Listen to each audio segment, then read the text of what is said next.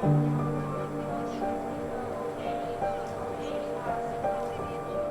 my name is Genya Savilov. I'm a photographer for AFP in Ukraine. And my name is Maryke Vermaak. I am the video coordinator for AFP in Ukraine. The last couple of weeks, myself and my colleague Genya have been covering a few stories in the build-up to the 40th anniversary of the Chernobyl disaster. I was in Kiev when in 1986 that accident was happened.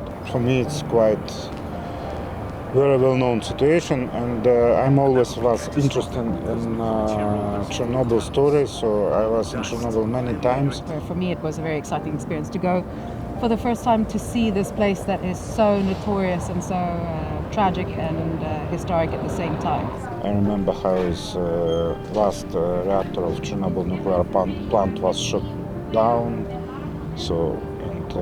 it's stopped to produce electricity. The process of going into Chernobyl is quite complicated. There are obviously a lot of security checks. It takes several hours to get inside, and then obviously security briefings, because it is still incredibly dangerous to go there if one does not have the appropriate equipment to wear. We had to wear coveralls and different shoes, but it's pretty incredible to see what we've really only seen in TV and just in the news coverage at the time about going down the Golden Corridor, seeing the control panels of Reactor 4, and then going into the area right next to the sarcophagus where the actual core and that part, which is the most, gives off the most radiation, is actually there. So they limit the amount of time that we're allowed to spend there.